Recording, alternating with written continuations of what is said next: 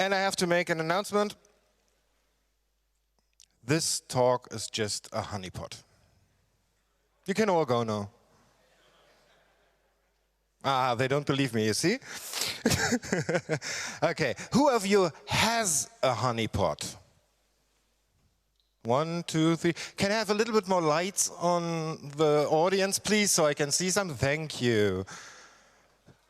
A couple of you have honeypots running. And do you think they are secure? Do you think they can't be used against you?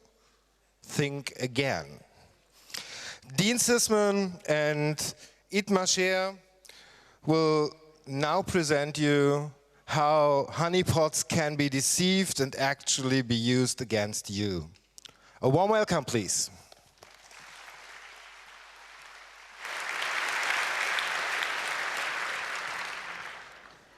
Okay, hello everyone. Unfortunately for us, Gadi had to miss this talk, so we will make do without him, even though he's a very, he brings a lot of weight to every talk. If he was here, you'd realize it's funny because he's fat, but never mind. Okay, so what essentially are we going to talk about? What we're going to do is show you how how a honeypot can be used for your advantage, but then how it's been used before and how we can improve on it and what disadvantages it brings when it's being used, right? Okay, so just a disclaimer, this is a technical talk. We're going to go into a lot of technical material, but as you will see, which is a surprising fact, there's very little knowledge required in order to circumvent a lot of the honeypots that's very popular today. So the technology here is going to be pretty basic and pretty fundamental. And this is about us. We all work together at Symmetria. All pretty, been doing this for many, many years, and this is a big part of our lives and part of the community, obviously. Right, so first of all, I'd just like to talk about what the hell is cyber deception. It's this weird buzzword that you would imagine like a lawyer using and not really understanding what it means. What we're talking about is we would like to be able to take the attacker's behavior and his methodology and be able to impact it. Because if we're able to impact that, we're able to gain detection, mitigation, prevention, a lot of very interesting stuff that deception gives us as soon as we're able to influence the attacker's decision-making process.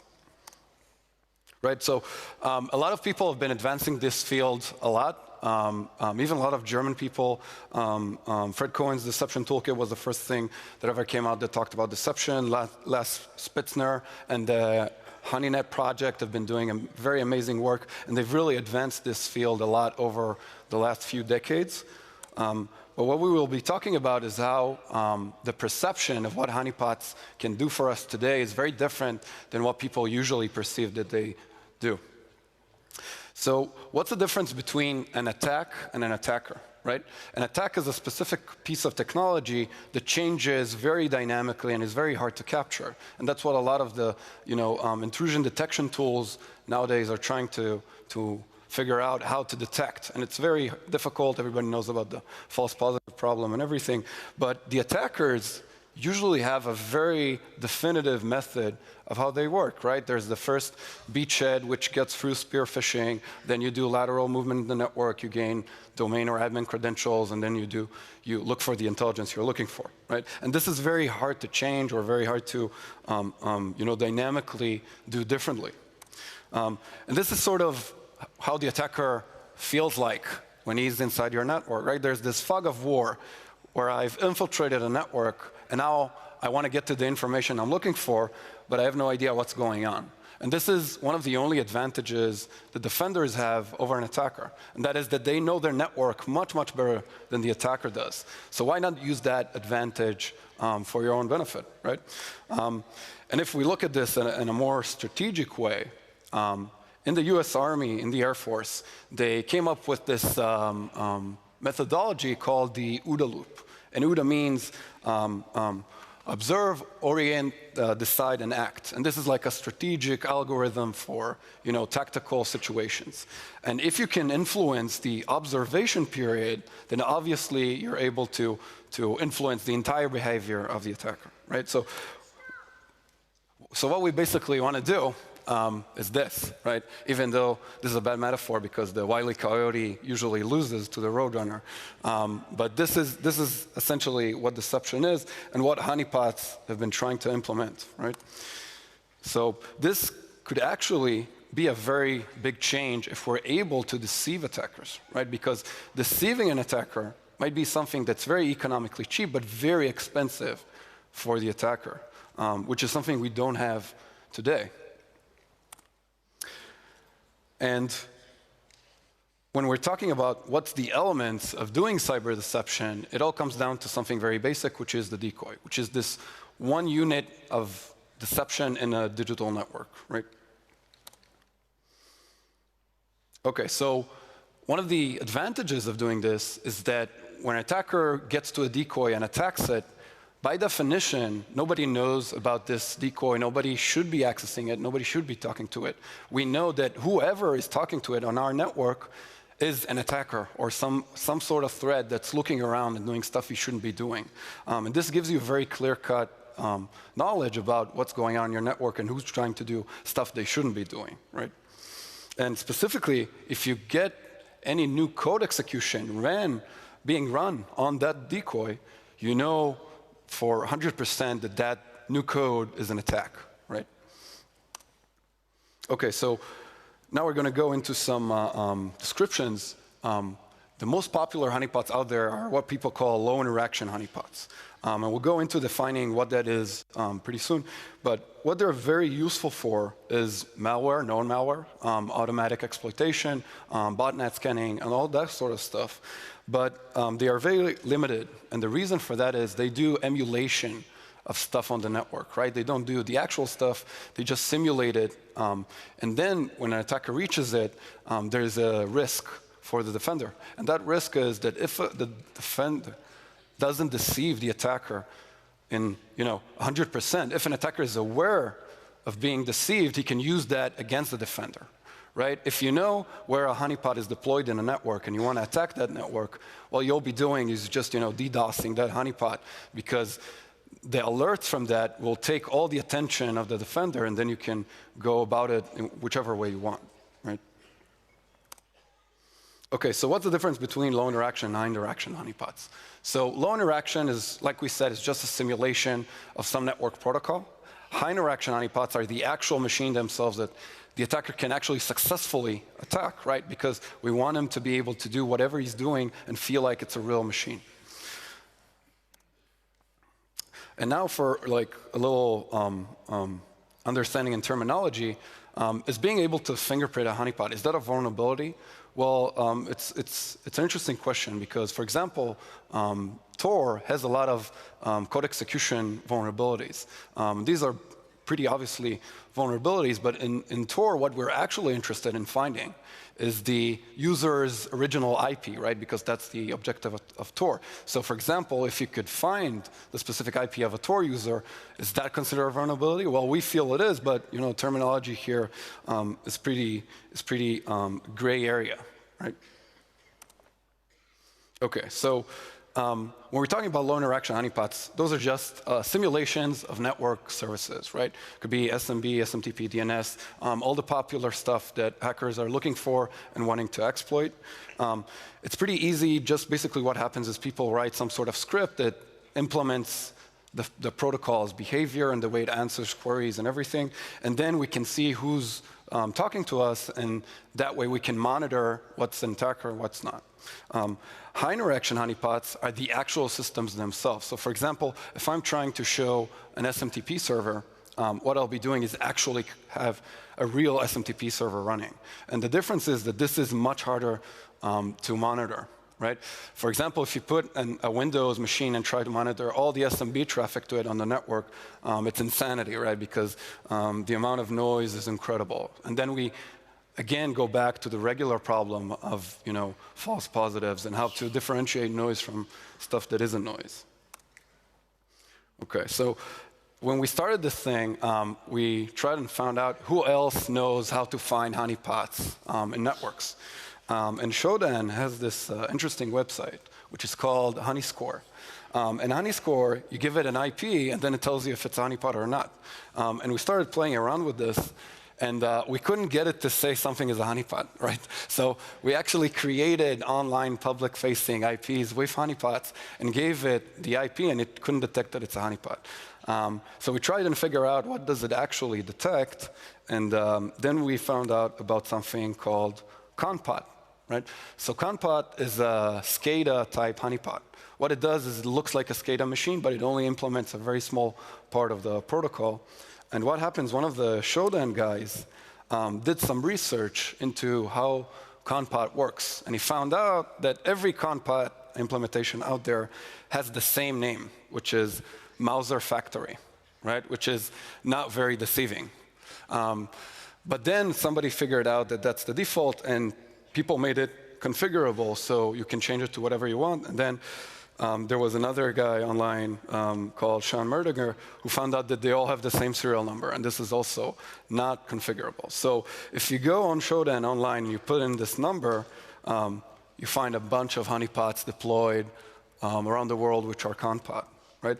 And then when we tried and took one of those IPs into Shodan, we finally got it to recognize that it's a honeypot, right? So other people have been trying to attempt this because it gives a lot of value, but it doesn't really work for most of the honeypots out there. Okay. Okay, somebody in the audience asked me to talk slowly, so I'll try. Thank you. Okay, so what we will be doing is going through each project of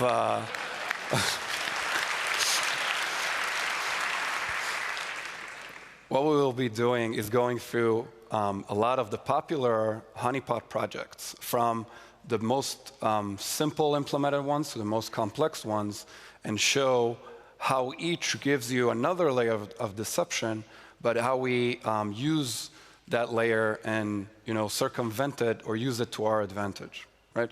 So we start with artillery. Artillery is a pretty cool project. What it does, it's very popular.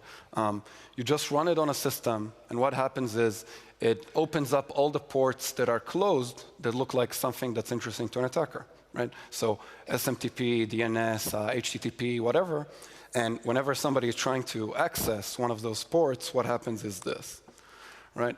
So it just gives you random information when you're trying to access one of the ports that artillery set up.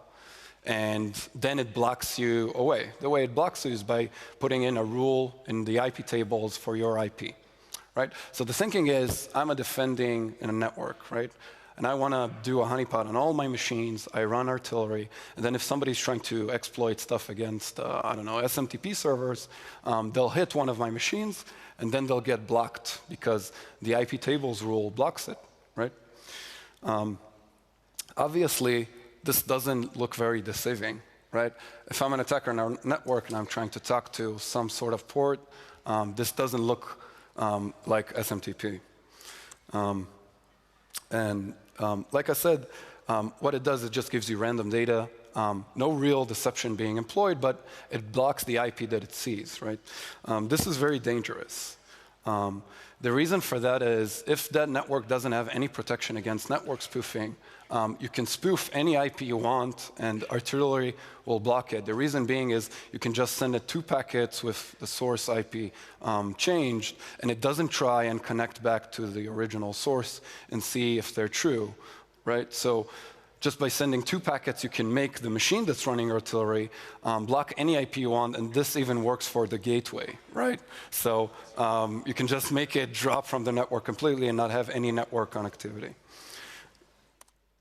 Right, so what can we learn from artillery's work is that if there's a port and nobody should be touching it, and somebody is touching it, then that's an indicator of attacker activity. Right, so now let's switch our hats and think as attackers. Now that we know that artillery is out there, what do we do? So now we need to consider that every place we're connecting to might be a trap, and we need to check if it's actually real, right? Okay.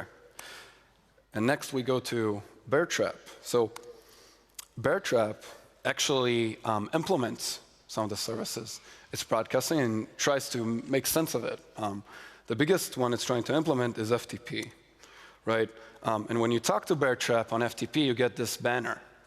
Now, if you know bear trap is a honeypot, getting this banner is sort of shooting yourself in the foot, right? It should have just said, "Hi, this is a honeypot," right?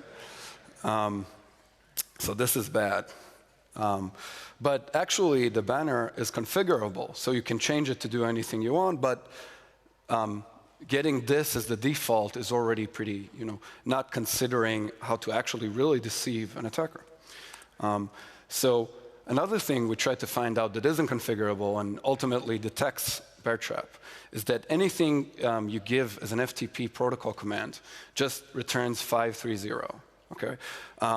This makes no sense in the definition of the protocol. So no other service in the world should be acting this way, and this is a clear-cut way of detecting bear trap, right? By definition, the protocol, when you give it a user command, it has to return a specific answer. And returning 530 doesn't make any sense because it's not a specific answer that's expected. So this detects bear trap very effectively, right? And if we look at other FTP servers, like VSFTPD, which is very popular, what happens when you ask for certain stuff, it replies with a certain reply, right? Cool. So bear trap also suffers from the same problem with IP spoofing as artillery. It does the exact same thing. As soon as it sees somebody connecting to it, it asks for the user and password. As soon as that is passed on, it blocks you through an IP tables rule. And of course, it doesn't check anything. So if you IP spoof, you can also drop that machine completely from the network. Right. So what did we learn from bear trap's work is that if you implement the service, it's much, much smarter, much more deceiving to an attacker. But now if we're looking at this from an attacker's perspective, I should be looking for indicators of deception, right? So now attackers should be looking for the stuff that would make it obvious that this is a honeypot, like that bear trap part in the banner, right? Okay, so now we get to HoneyD. HoneyD is probably the most well-known honeypot. What it is actually, it's much more of a platform than an actual honeypot. And this is pretty cool because it makes you able to write different things into HoneyD. So essentially, you can create different types of network services. And for each network service, you put in a script that implements that protocol, right? But the problem is that HoneyD comes with a lot of default protocol scripts, which everybody uses because you don't want to be, replicating very well-known protocols like FTP or SMTP or DNS or SSH or whatever. And in these protocols, you can find a lot of very easy ways to fingerprint HoneyD, right? So first of all, when you use HoneyD for something that resembles an IIS server, there's this command on the top that HoneyD tries to implement because it's a way that a lot of automatic online scanning tools use to try and find ways of getting dir lists from IIS servers. This was an old vulnerability in IIS. And what happens is it returns the exact same reply every time.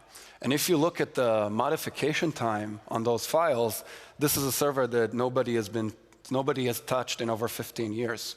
Right? So first of all, this is not very believable, and secondly, very easy to fingerprint in order to detect HoneyD. Right? So if we look at the other service protocols, there's a lot of other ways to fingerprint. For example, the FTP doesn't support the DELE command, which lets you delete files. I'm assuming they did this on purpose because it's very scary to enable deletion of files on a honeypot, because if you have any sort of bug in that, you're really risking your system. Secondly, the SSH script, for some reason, doesn't do anything. It just opens up the port and doesn't reply at all. So that's another way of detecting it. And in any case, it will be very obvious to the attacker that this is HoneyD, right? So how would I go about fixing that? For example, in IIS, I would just return an empty dir list, and you have to really realize that there's a lot of information there. You have to make it believable. Both the timestamps, the byte counts, and the volume serial number, you should randomize them periodically. That's the only way to make it look like it's actually real, right? And what can we learn from Honeydee's work is that if we implement the service, we have to give no obvious indications. And as you realize, there's no place in the replies of Honeydee that it writes, "Hi, I'm a honeypot, like Bear Trap," which is a huge step forward. But now from an attacker's perspective is now that every service that we're talking to, we should be looking if it's partially implemented or actually really implemented. Right, so next up is Nova. Nova is pretty cool.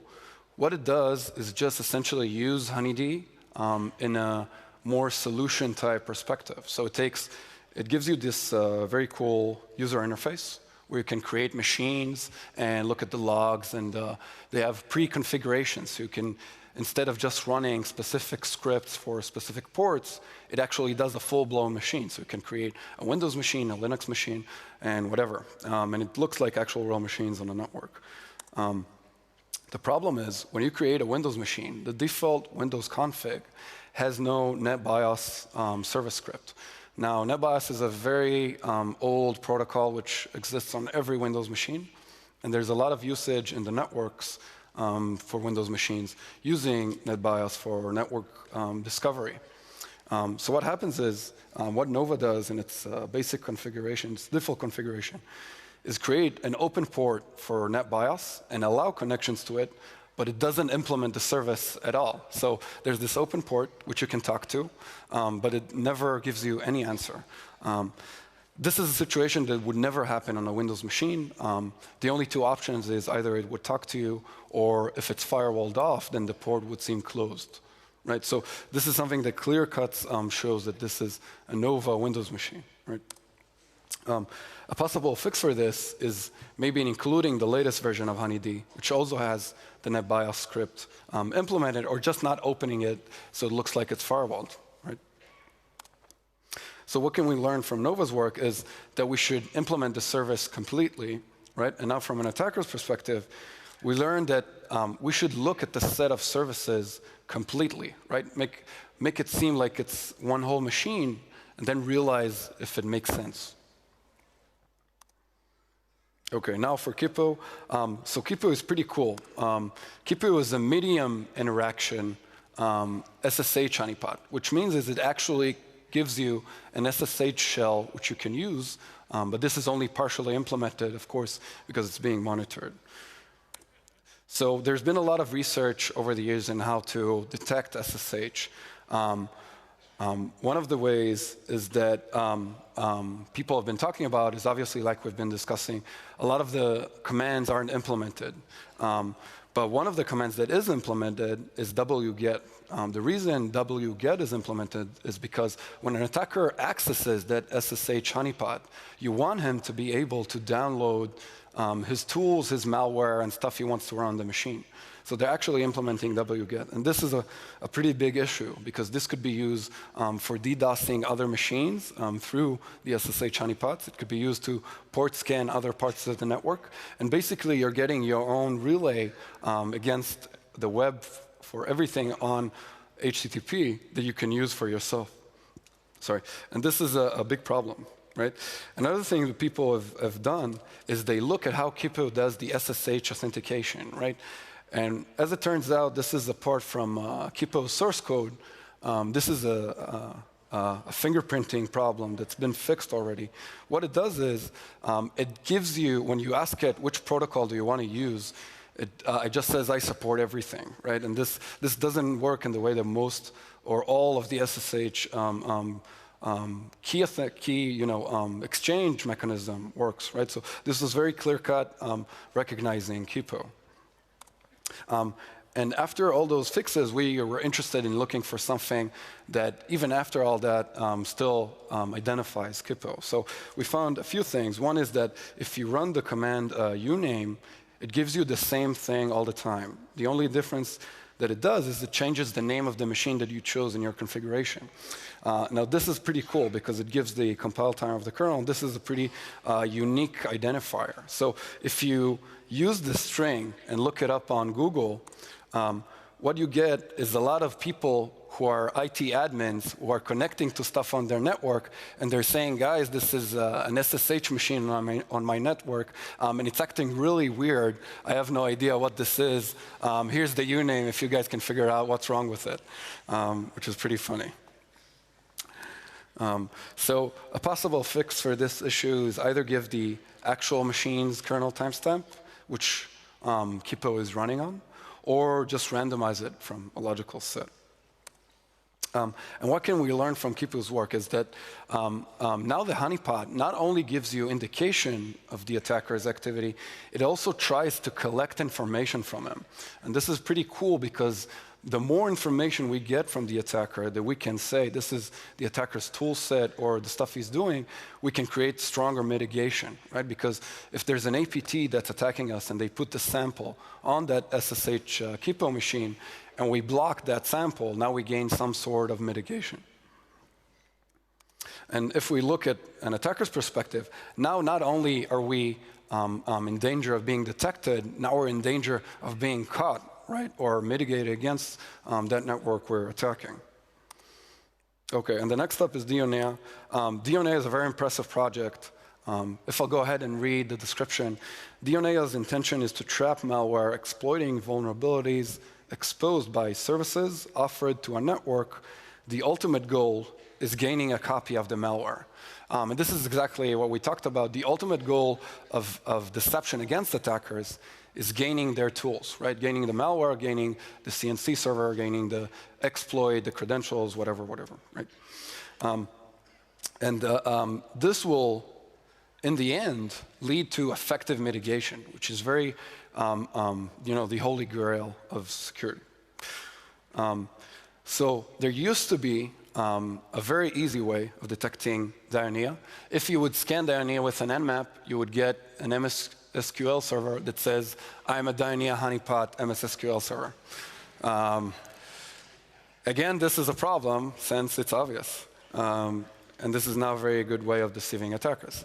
And this has been fixed in the past. It doesn't do that today. But something very interesting we realized when we were researching Dionea, and we talked to Marcus, the maintainer of the project, who's a very awesome guy, and they're doing a lot of very cool work.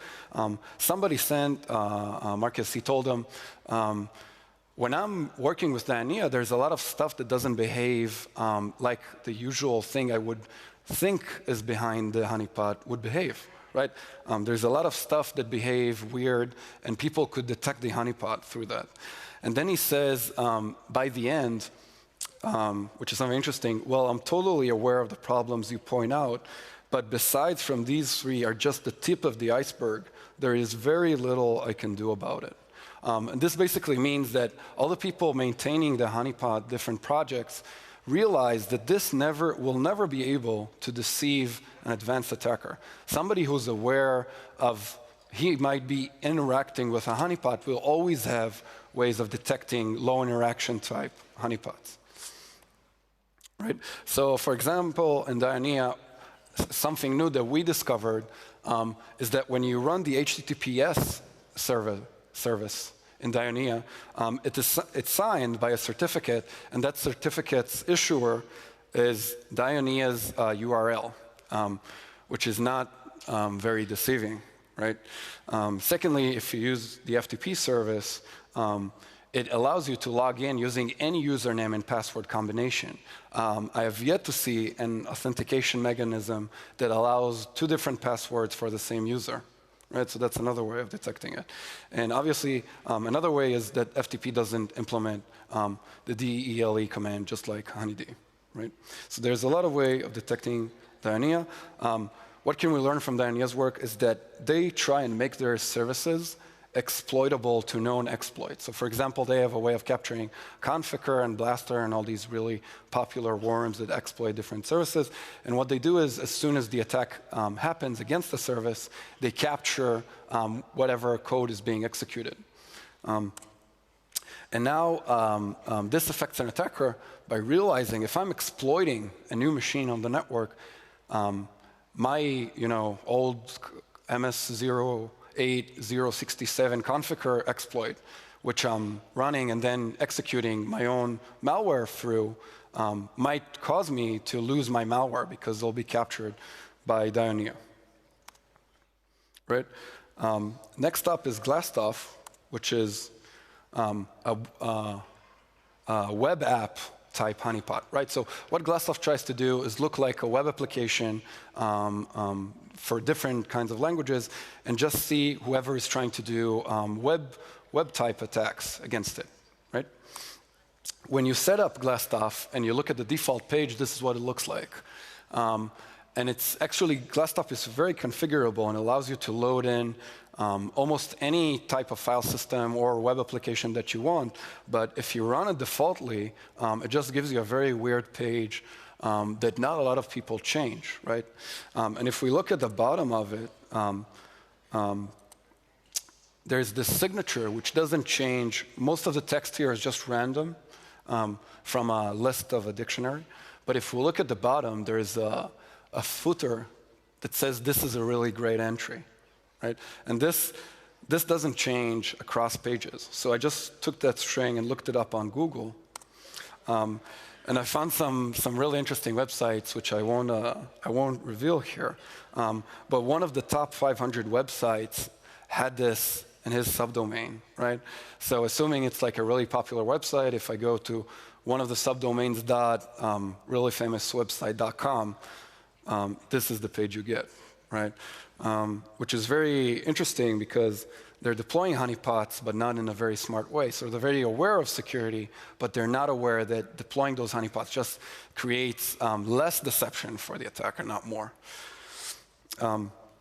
So how does Glassstuff work? What it does is any sort of web interaction against it, it logs it, and for specific stuff, it gives alerts, and you can actually create any sort of file system within it because it implements a directory traversal exploit, right? So if you do, for example, if you go and type in the address for the Glassstuff and then do slash and then // etc shadow, it actually gives a file that you can configure and put in within etc shadow, right?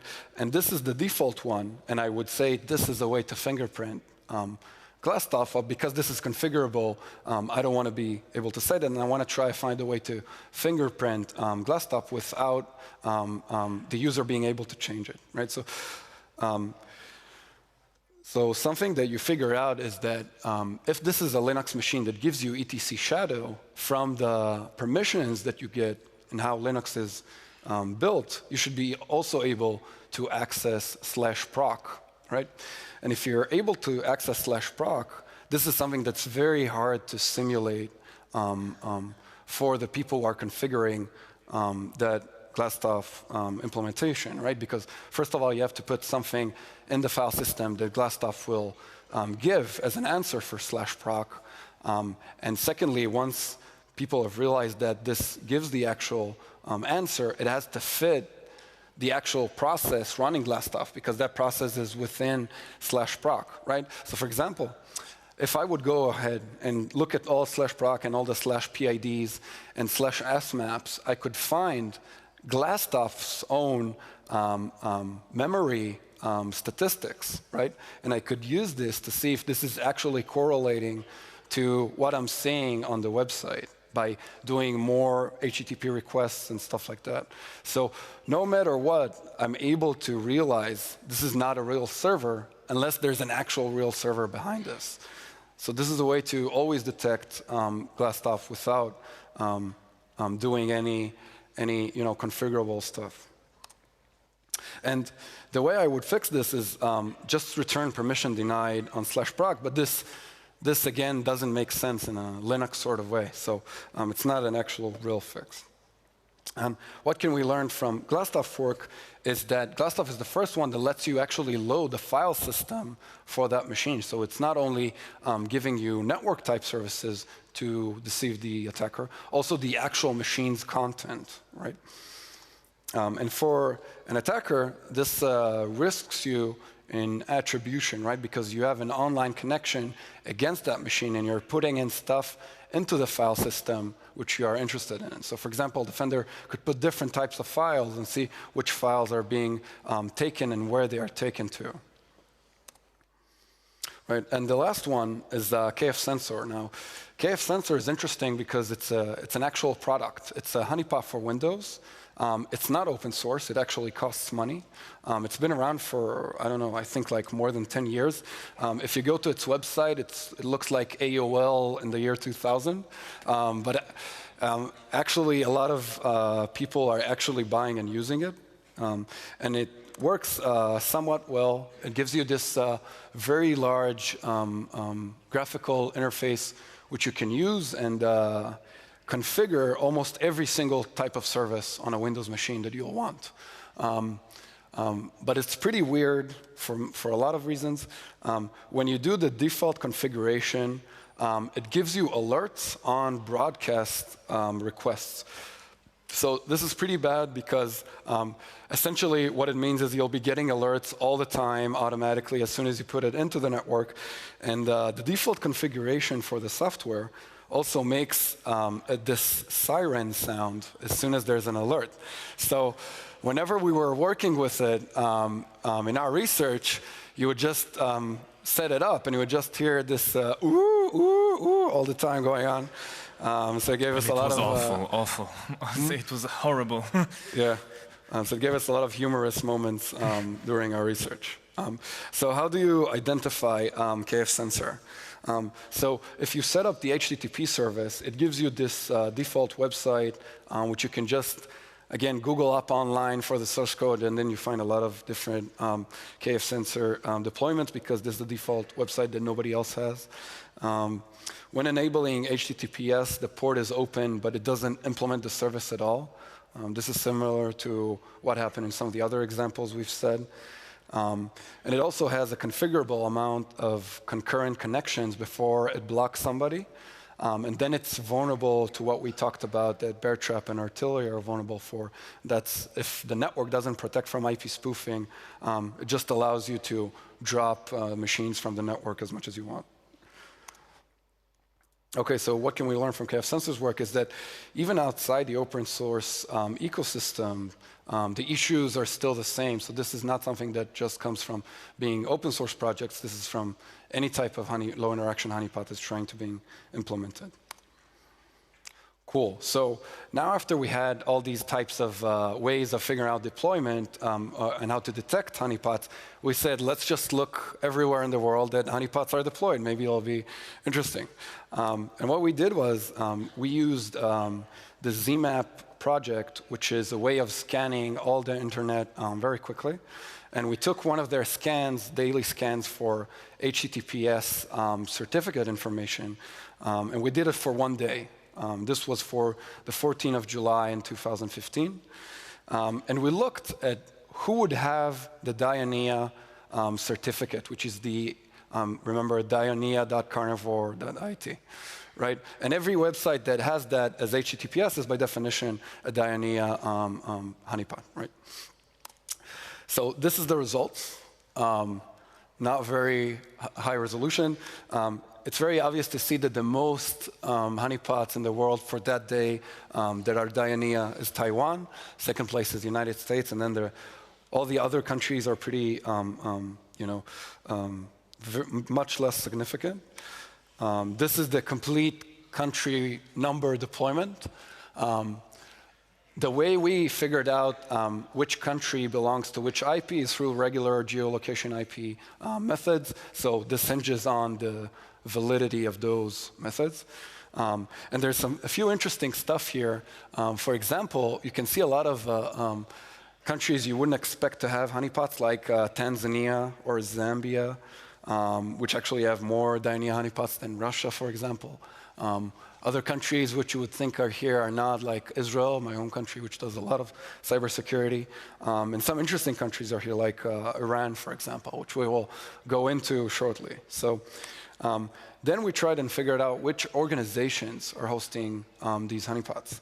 The biggest one was there's one Taiwanese ISP that hosted a huge amount of honeypots. I'm thinking just the guy there really loves Dianea. He's like, oh my God, every spare IP I have, I'll just forward to a Dianea machine.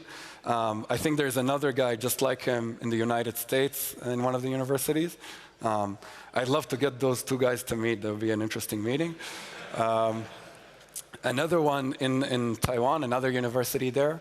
And one of the more interesting ones is that there's one of the top cloud providers had 80 honeypots in his network. But what's interesting is they publish what IP ranges the cloud is in, and there's the other IP ranges which are part of the organization that aren't part of the cloud. And some of the IPs we saw for honeypots were not in the cloud range. So it's either hiding what's the real cloud ranges of it, or it's just honeypots within its corporate network, right?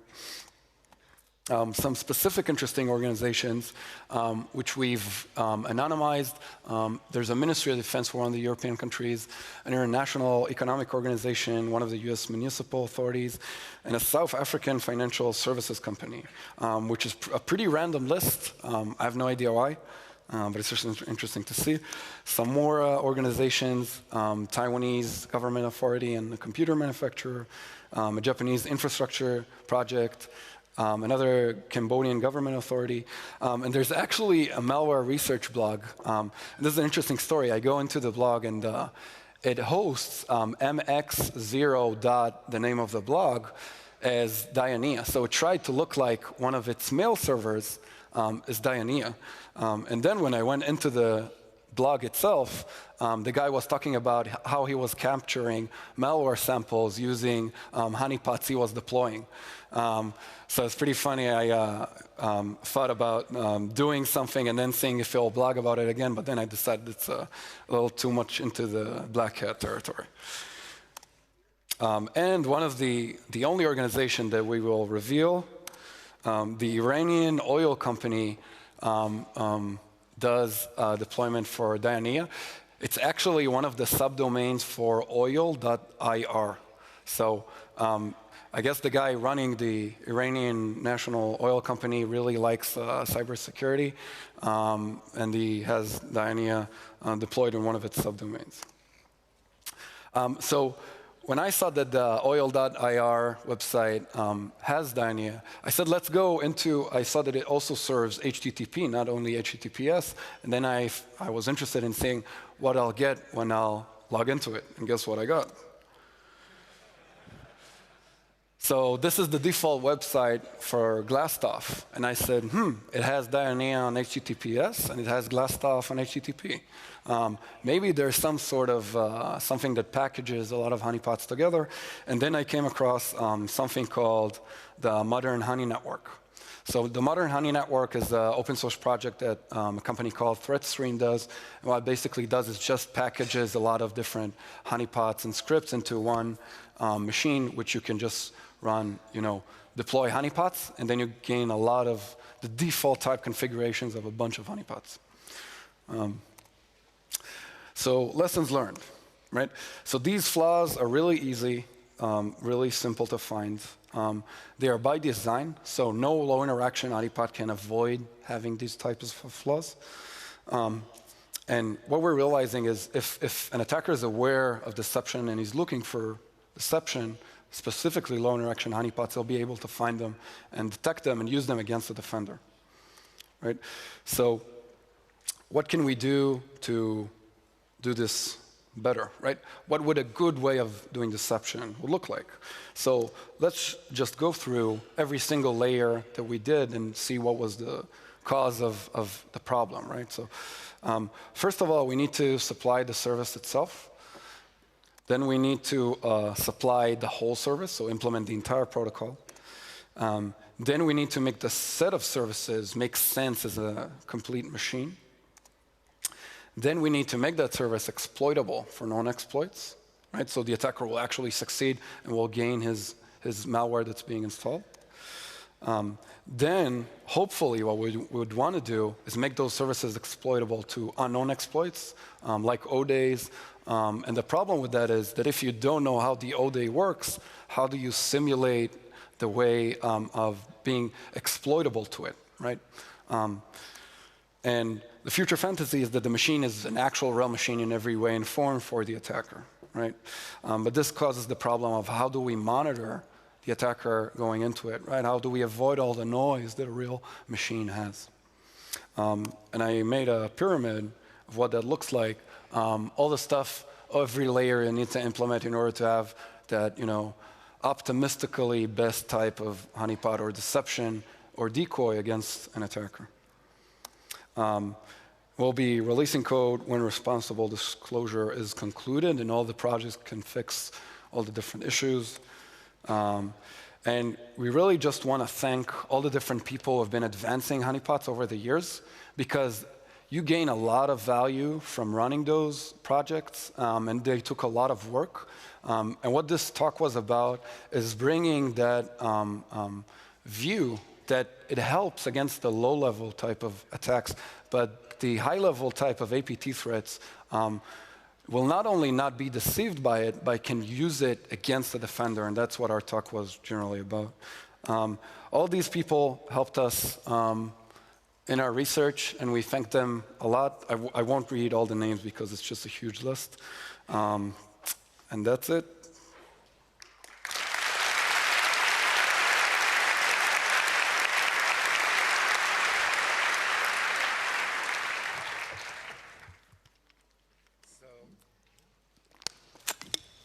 So for any question, please come in front of the microphones, or you already did. That's nice.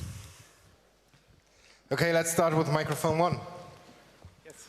So hello, thank you. Following your talk, there is a very simple idea I had directly in my mind.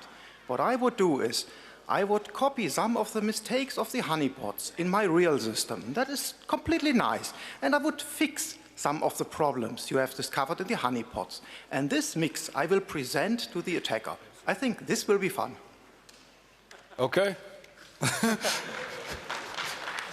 Well, I think one thing that is worth noting is that some of the honeypots projects actually had a decent, they provided decent deception tactics.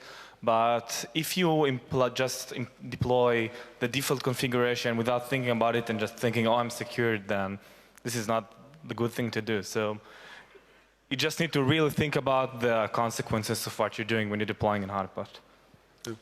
A question from the internet? Yeah, so it's more of a remark. So using a default configuration is not exactly the software's flaw. So if you are too lazy to change all the banner text and are too lazy to change the file system in Kipple, for example, and just take the default of everything, then yeah, people identify you. But changing these default configurations would individualize your honeypot, so the fingerprinting probably wouldn't work, right? Yeah, so this is a true remark. For every project that we've researched, we have a way of detecting it no matter which configuration it has. The reason we mentioned the default configuration problems is that, like we saw, there's a huge amount of people who deploy the default configuration. So optimally, you would want the default configuration to not be that easily detectable. But it's true that you should never count on the default configuration being used or change it to individualize it. That's a very true remark. Yeah. Microphone 2, please. Wouldn't it be a good idea to use an actual real FTPD and write a module for it to emulate the file system or something like that? Yeah, so basically this is like a trade-off, right? If you do an emulation, you're exposing yourselves to the risk of being identified. Like we've said, by definition, when you do an emulation, for example, zero-day vulnerabilities will not work. So there's always a way to identify you. If you do the actual real machine, then the problem is how do you differentiate the noise and the regular stuff going on from what an attacker will do. Or, for example, how do you even see the attacker's interaction if you don't monitor every part of the protocol, right? So, for example, in Kipo, during the SSH key exchange, you wouldn't be able to figure out that what he was doing was something malicious because it's something that you don't know is an attacker's interaction versus just, I don't know, like something that's scanning the network or something like that, right? Microphone 4, please. Okay, so what if I turn it around? What if I make my real services look like honeypots and like make them give up before trying? That's a very cool idea. There's actually a friend of ours who does a startup who does exactly that. He makes the real machines look like honeypots, and that way tries to make attackers not attack them. Yeah, cool idea. Microphone 1, please.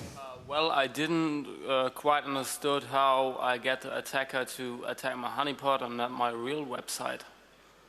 Yeah, so you're talking about what honeypots is trying to solve is if an attacker attacks a machine you control, how now you can detect him and realize that he's an attacker, but you're talking about a problem that's underlying and it's very big, but we didn't discuss it, and that is how do we get the attacker to actually attack that honeypot? So you have to make it look like something interesting. One of the examples we gave, for example, that malware researcher's blog, what he did was gave it an interesting subdomain under his domain to make it look like a mail server, right? The mx0 his domain, which is a default name for mail servers. But this is a whole other issue that you have to solve when you're doing deception, which is very true. Yeah. A question from the internet, please. So have you actually broken any honeypots in your research? So we weren't trying to look for code execution type vulnerabilities. Firstly, because it doesn't give you any sort of value. What we're trying to do more is more like a methodological type of conclusions. So we didn't try, and so we don't know if there are or aren't. Microphone number 1, please. Just to answer to the question the other gentleman asked, and you said, how do you tell if it's an attacker? One method I'm using is I use, say, actual secure shell, but use a PAM module that watches for standard, the top 10,000 standard passwords that people try when they're trying to brute force. Okay, you don't get to steal the malware or anything, but if you have that within your network and you see someone trying to log onto your SSH with those passwords, you're going to have a bad day. There's someone in your network. So that's one method of, you would know that was an attack because it's not someone mistyping their password. It's an actual well-known brute force password. Yeah, this is true. This is one of the basic methods of doing high interaction honeypots, which are actually real and believable. Yeah, cool.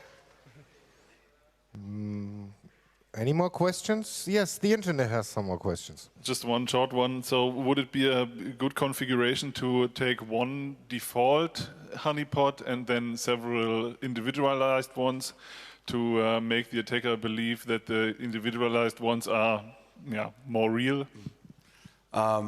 Would be interesting. The cool thing about deception is there's so many ways to do it, and there's so many ways of thinking about what's the perception of the attacker and using it against them. So yeah, there's a lot of stuff you could do.